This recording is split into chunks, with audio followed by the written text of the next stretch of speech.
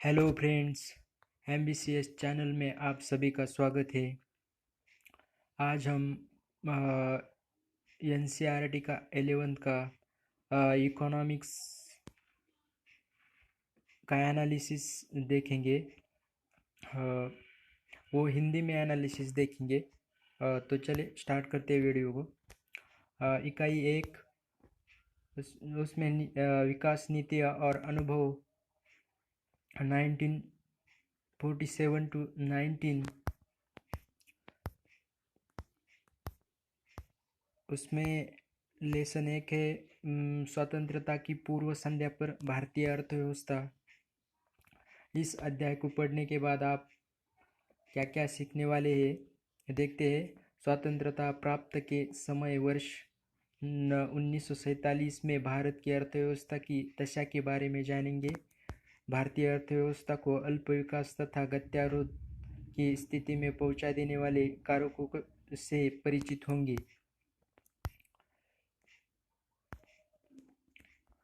भारत हमारे साम्राज्य की धुरी है। यदि हमारे साम्राज्य का कोई राज्य अलग हो जाता है तो हम जीवित रह सकते हैं। यदि हम भारत को खो देते हैं तो हमारे साम्राज्य का सूर्य अस्त हो जाएगा। ऐसा विक्टर अलेक्जेंडर ब्रूस 1894 में ब्रिटिश इंडिया के वायसराय। परिचय। भारत का आर्थिक विकास विषयक इस पुस्तक का मूल उद्देश्य आपको भारतीय अर्थव्यवस्था की मूलभूत विशेषताओं की जानकारी देना और स्वतंत्रता प्राप्त के बाद से हुए विकास से अवगत करना है। यद्यपि देश की वर्तमान अवस्था तथा भविष्य की संभावनाओं की चर्चा करते समय उसके आर्थिक अतीत पर ध्यान देना भी उतना ही महत्वपूर्ण होगा, इसलिए हम अपनी चर्चा का आरंभ स्वतंत्रता से पूर्व देश की अर्थव्यवस्था की स्थिति से कर रहे हैं। इसी क्रम में हम उन सब बातों की भी स्पष्ट पहचान करेंगे जिन्होंने स्वतंत्र भारत के विकास की रणनीतियों का निर्धारण करने में महत्वपूर्ण योगदान दिया है। भारतीय अर्थव्यवस्था की वर्तमान संरचना कोई आज की नहीं है। इसके मूल सूत्र तो इतिहास में बहुत गहरे हैं, विशेष रूप से उस अवधि में जब भारत 15 अगस्त 1947 को स्वतंत्रता प्राप्त के पूर्व 200 वर्षों तक ब्रिटिश शासन के अधीन था। भारत में ब्रिटिश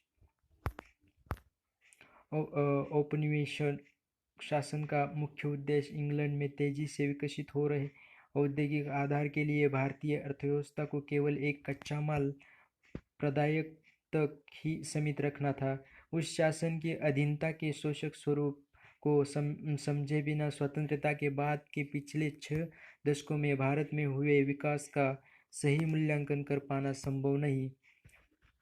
3 बजे हैं। औपनिवेशिक शासन के अंतर्गत निम्न स्तरीय आर्थिक विकास।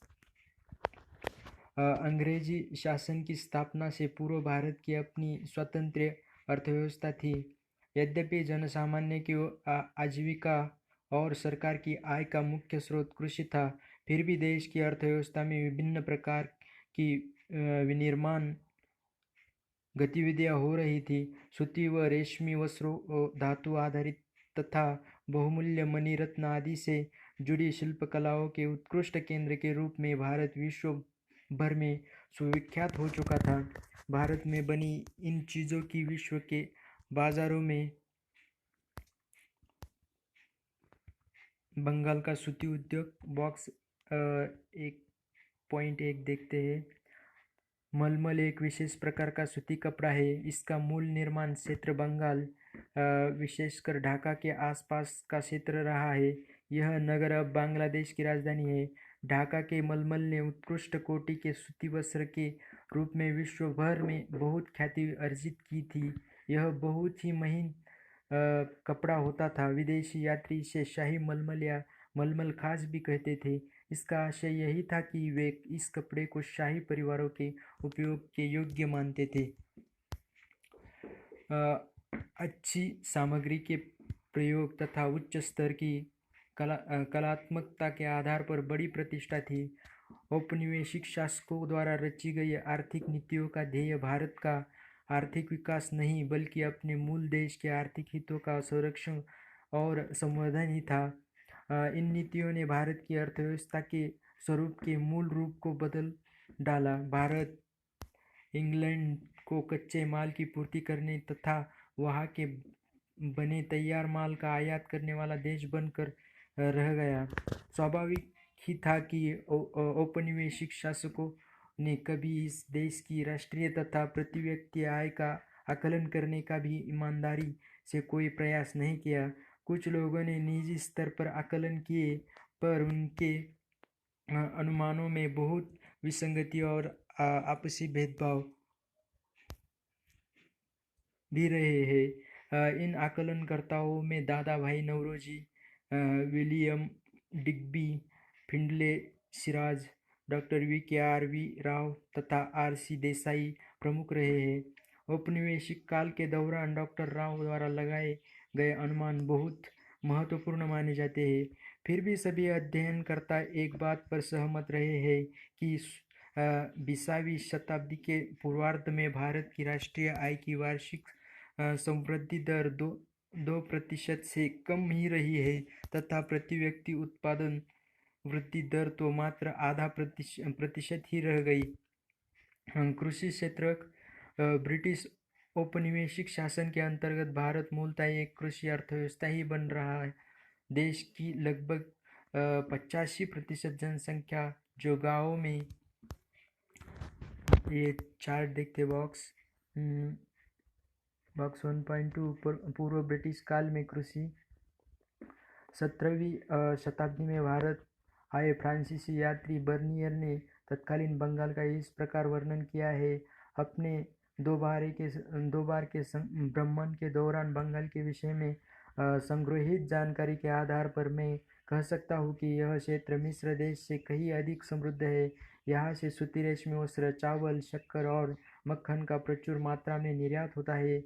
यहाँ अपने आंतरिक उपभोग के लिए भी गेहूँ, सब्जियाँ, अनाज, मुर्गे, मुर्गियाँ, बत्तख आदि का भरपूर उत्पादन होता है। यहाँ सुअरों के बड़े बड़े झुंड तथा भेड़ बकरियों के विशाल झुंड भी विद्यमान है। इस क्षेत्र में हर प्रकार की मछलियाँ प्रचुरता में उपलब्ध है। राजमहल से लेकर समुद्र तक अतीत में परिवहन तथा सिंचाई के लिए गंगा नदी से बहुत यत्न और श्रमपूर्वक काटकर बनाई गई नहरों का जाल सा बिछा हुआ है। 17वीं शताब्दी में अपने देश की कृषि समृद्धि के बारे में लिखिए। लगभग 200 वर्ष बाद जब ब्रिटिश भारत को छोड़कर गए, उस समय की कृषि की गतिहीनता के साथ इसलिए इसकी तुलना कीजिए। ये आपको होमवर्क दिया है इसमें। बसी थी प्रत्यक्ष या परोक्ष रूप से कृषि के माध्यम से ही अपनी रोजी रोटी कमा रही थी। एक बड़ी जनसंख्या का व्यवसाय होने के बाद भी कृषि क्षेत्र में गतिहीन विकास की प्रक्रिया चलती ही रही। यही नहीं, अनेक अवसरों पर उसमें अप्रत्याशित ह्रास या गिरावट भी अनुभव की गई। भले ही कृषि अधीन क्षेत्र के प्रसार के कारण कुल कृषि उत्पादन में वृद्धि हुई हो, किंतु कृषि उत्पादकता में कमी आती रही। कृषि क्षेत्र की गतिहीनता का मुख्य कारण औपनिवेशिक शासन द्वारा लागू की गई भूव्यवस्था प्रणालियों को ही माना जा सकता है। आज के समस्त पूर्वी भारत में जो उस समय बंगाल प्रेसिडेंसी कहा जाता था, लागू की गई जमींदारी व्यवस्था में तो कृषि कार्यों से होने वाले समस्त लाभ को जमींदार ही हड़प जाते थे। किसानों के पास कुछ नहीं बच पाता था। यही नहीं, अधिकांश जमींदारों तथा सभी औपनिवेशिक शासकों ने कृषि क्षेत्र की दशा को सुधारने के लिए कुछ नहीं किया। जमींदारों की रुचि तो किसानों की आर्थिक दुर्दशा की अनदेखी कर उनसे अधिक से अधिक लगान संग्रह करने तक सीमित रही थी। इसी कारण कृषक वर्ग को नितांत दुर्दशा और सामाजिक तनावों को झेलने को बाध्य होना पड़ा। राजस्व व्यवस्था की शर्तों का भी जमींदारों के इस व्यवहार के विकास में बहुत योगदान रहा है। राजस्व की निश्चित राशि सरकार के कोष में जमा कराने की तिथियां पूर्व निर्धारित थी। उनके अनुसार रकम जमा नहीं करा पाने वाले जमींदारों से उनके अधिकार छीन लिए जाते थे। साथ ही प्रौद्योगिकी के निम्न स्तर, सिंचाई सुविधाओं के अभाव। बॉक्स देखते देखते ही नहीं कीजिए, ये ज़रूरी नहीं है हमें तो। उर्वरकों का नगण्य प्रयोग भी कृषि उत्पादकता के स्तर को बहुत निम्न रखने के लिए उत्तरदायी था। किसानों की दुर्दशा को और बढ़ाने में इसका भी बड़ा योगदान रहा है। देश के कुछ क्षेत्रों में कृषि के व्यावसायीकरण के कारण नकदी फसलों की उच्च उत्पादकता के प्रभाव भी मिलते हैं, किंतु उस उच्च उत्पादकता के लाभ भारतीय किसानों को नहीं मिल पाते थे, क्योंकि उन्हें तो खाद्यान्न की खेती के स्थान पर नकदी फसलों का उत्पादन करना पड़ता था, जिनका प्रयोग अंततः इंग्लैंड में लगे कारखानों में किया जाता था। सिंचाई व्यवस्था में कुछ सुधार के बावजूद भारत बाढ़ नियंत्रण एवं भूमि की उपजाऊ शक्ति के मामले में पिछड़ा हुआ था, जबकि किसानों के एक छोटे से वर्ग ने अपने फसल पैटर्न को परिवर्तित कर खाद्यान्न फसलों की जगह वाणिज्यिक फसलें उगाना आरंभ किया। काश्तकारों के एक बड़े वर्ग तथा छोटे किसानों के पास कृषि क्षेत्र में निवेश करने के लिए न ही संसाधन थे, न तकनीक थी और न ही कोई प्रेरणा। औद्योगिक क्षेत्र कृषि की ही भांति औपनिवेशिक व्यवस्था के अंतर्गत भारत का एक सुदृढ़ औद्योगिक आधार का विकास भी नहीं कर पाया। देश की विश्व प्रसिद्ध शिल्पकलाओं का पतन हो रहा था, किंतु उस प्रतिष्ठित परंपरा का स्थान ले सकने वाले किसी आधुनिक औद्योगिक आधार की रचना नहीं होने दी गई। भारत के इस विऔद्योगिकरण के पीछे विदेशी शासकों का दोहरा उद्देश्य था। एक तो वे भारत को इंग्लैंड में विकसित हो रहे आधुनिक उद्योगों के लिए कच्चे माल का निर्यातक बनाना चाहते थे, दूसरे वे उन्हें उद्योग के उत्पादन के लिए भारत को ही एक विशाल बाजार भी बनाना चाहते थे। इस प्रकार उन उद्योगों के प्रसार के सहारे वे अपने देश ब्रिटेन के लिए अधिकतम लाभ सुनिश्चित करना चाहते थे। ऐसे आर्थिक परिदृश्य में भारतीय शिल्पकलाओं के पतन से जहां एक और भारी स्तर पर बेरोजगारी फैल रही थी, वहीं स्थानीय उत्पाद से वंचित भारतीय बाजारों में मांग का भी प्रसार हो रहा था। इस मांग को इंग्लैंड से सस्ते निर्मित उत्पादों के लाभपूर्ण आयात द्वारा पूरा किया गया। यद्यपि 19वीं शताब्दी के उत्तरार्ध में भारत में कुछ आधुनिक उद्योगों की स्थापना होने लगी थी, किंतु उनकी उन्नति बहुत धीमी ही रही। प्रारंभ में तो यह विकास केवल सूती वस्त्र और पटसन उद्योगों को आरंभ करने के तक ही सीमित था।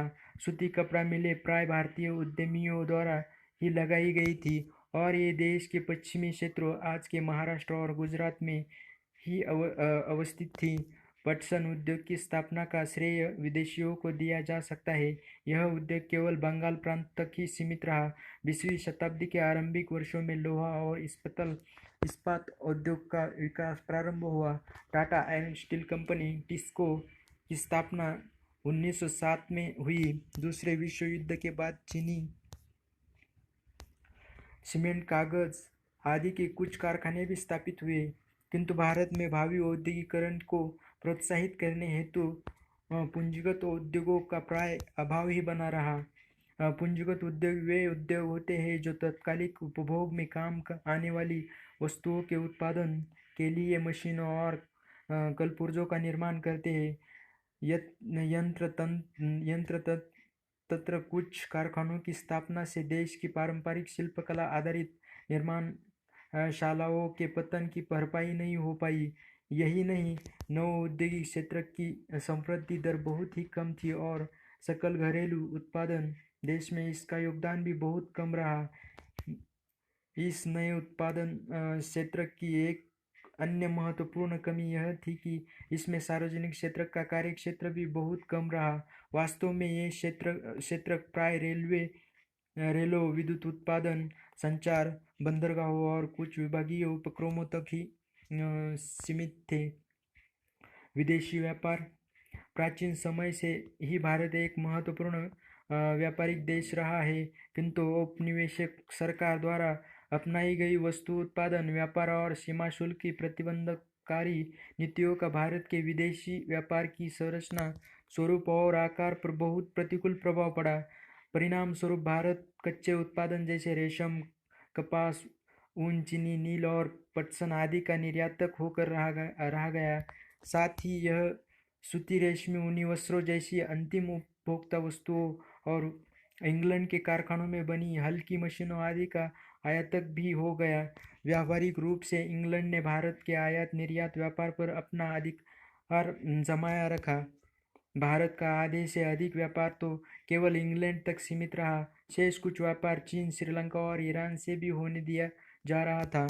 स्वेज नहर का व्यापार मार्ग खुलने से तो भारत के व्यापार पर अंग्रेज नियंत्रण और भी सख्त हो गया।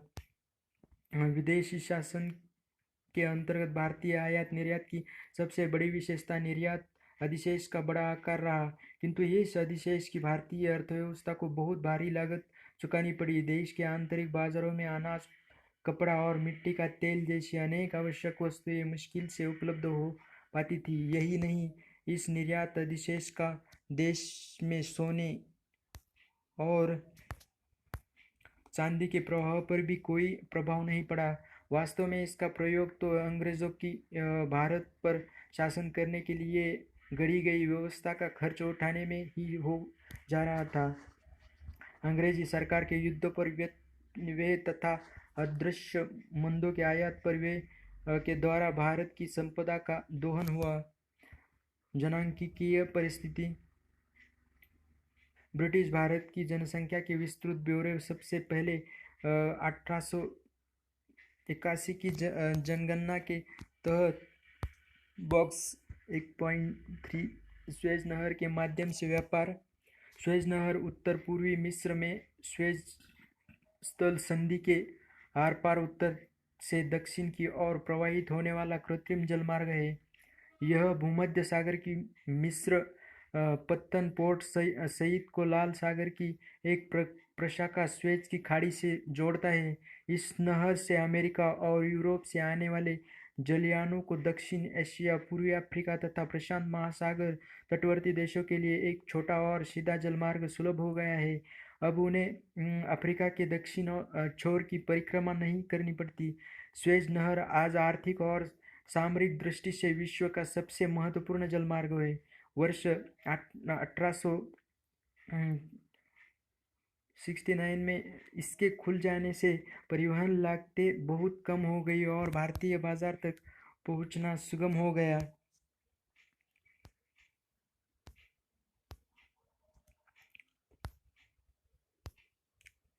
एकत्रित किए गए, यद्यपि इसकी कुछ सीमाएं भी फिर भी इसमें भारत की जनसंख्या समृद्धि की विषमता बहुत स्पष्ट थी। बाद में प्रत्येक 10 वर्ष बाद जनगणना होती रही। वर्ष 1981 के पूर्व का भारत जनांकीय संक्रमण के प्रथम सोपान में था। द्वितीय सोपान का आरंभ 1921 के बाद माना जाता है, किंतु उस समय तक तो भारत की जनसंख्या बहुत विशाल थी और नहीं उसकी समृद्धि दर बहुत अधिक थी। सामाजिक विकास के विभिन्न सूचक भी बहुत उत्साहवर्धक नहीं थे। कुल मिलकर साक्षरता दर तो 16% से भी कम ही थी। इसमें महिला साक्षरता दर नगण्य केवल 7% आंकी गई थी। जन स्वास्थ्य सेवाएं तो अधिकांश को सुलभ ही नहीं थी। जहाँ ये सुविधाएं उपलब्ध भी थी भी वहाँ नितांत ही पर्याप्त थी।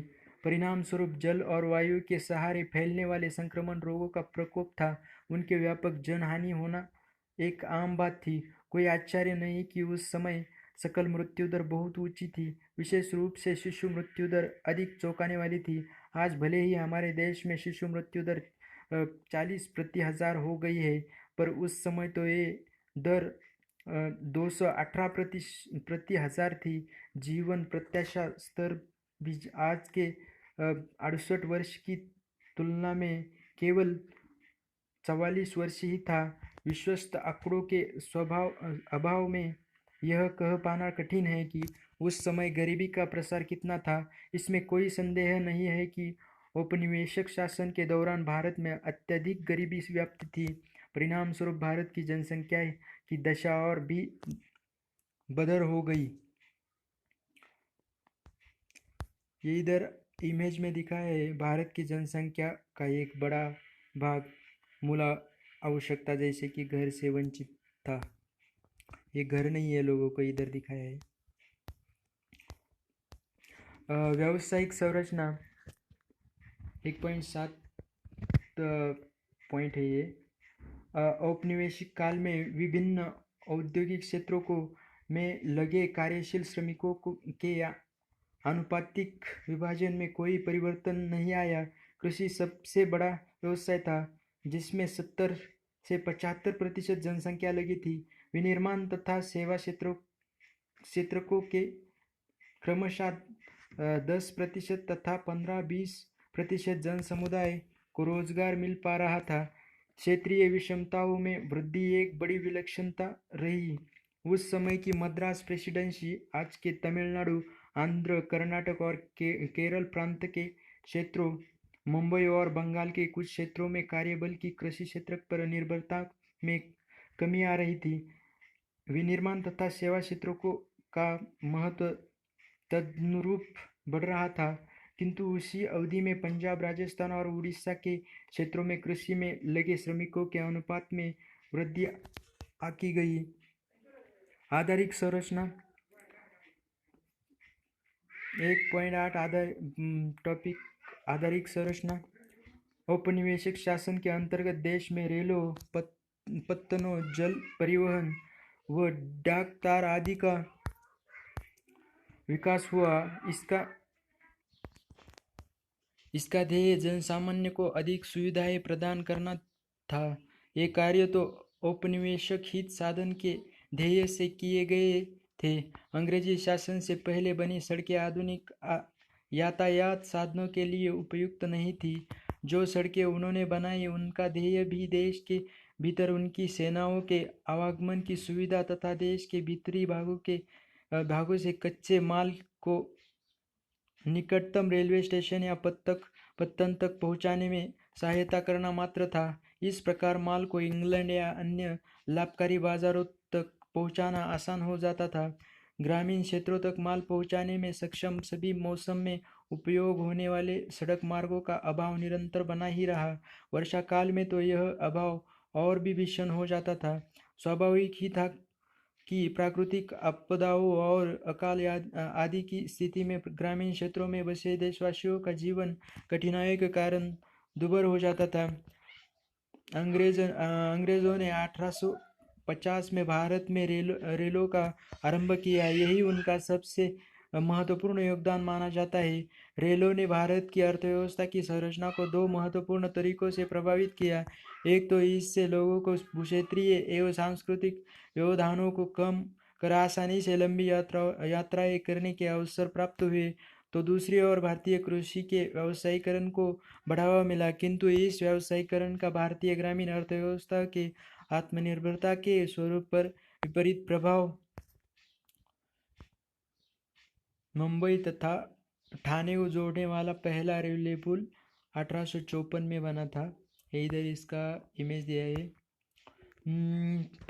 भारत के निर्यात में निसंदेह विस्तार हुआ, परंतु इसके लाभ भारतवासियों को मुश्किल से ही प्राप्त हुए। इस प्रकार जनसामान्य को मिले सांस्कृतिक लाभ व्यापक होते हुए भी देश की आर्थिक हानि की भरपाई नहीं कर पाए। सड़कों तथा रेलों के विकास के साथ साथ औपनिवेशिक व्यवस्था ने आंतरिक व्यापार तथा समुद्री जलमार्गों के विकास पर भी ध्यान दिया, किंतु ये उपाय बहुत संतोषजनक नहीं थे। उस समय के आंतरिक जलमार्ग अलाभकारी सिद्ध हुए। उड़ीसा की तटवर्ती नहर इसका विशेष उदाहरण है। यद्यपि इस नहर का निर्माण कर सरकारी कोष से किया गया था, तथापि यह रेल मार्ग से स्पर्धा नहीं कर पाई। नहर के समानांतर रेलवे मार्ग विकसित होने के बाद अंततः उस जलमार्ग को छोड़ दिया गया।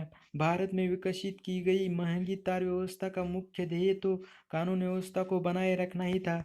दूसरी ओर डाक सेवाएं अवश्य जनसामान्य को सुविधा प्रदान कर रही थी, किंतु वे बहुत ही अपर्याप्त थी। आधारिक संरचनाओं की वर्तमान अवस्था के विषय में आपको अध्याय 8 में विस्तृत जानकारी दी जाएगी।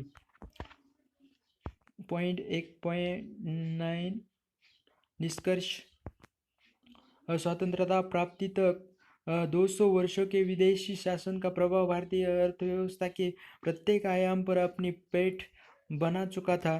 कृषि क्षेत्र पहले से ही अत्यधिक श्रम अधिशेष के भार से लदा था। उसकी उत्पादकता का स्तर भी बहुत कम था। औद्योगिक क्षेत्र भी आधुनिकीकरण, वैविध्य, क्षमता संवर्धन और सार्वजनिक निवेश में वृद्धि की मांग कर रहा था। यहाँ पर टाटा एयरलाइंस टाटा सन्स के विभाग के रूप में इस कंपनी की स्थापना से 1932 में भारत में उड्डयन क्षेत्र की नींव रखी गई टाटा एयरलाइंस द्वारा।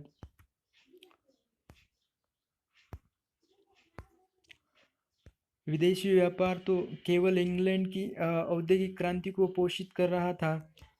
प्रसिद्ध रेलवे नेटवर्क सहित सभी आधारित संरचनाओं में उन्नयन, प्रसार तथा जनमुखी विकास की आवश्यकता थी। व्यापक गरीबी और बेरोजगारी भी सार्वजनिक आर्थिक नीतियों को जनकल्याणोन्मुखी बनाने का आग्रह कर रही थी। संक्षेप में देश में सामाजिक और आर्थिक चुनौतियां बहुत अधिक थी। धन्यवाद दोस्तों।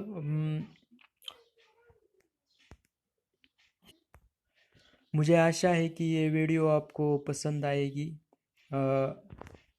और इस वीडियो को आप लाइक करिए, शेयर करिए और हमारे चैनल को सब्सक्राइब करिए। Thank you. इसके बाद का टॉपिक मैं कल अपलोड करूँगा। Thank you.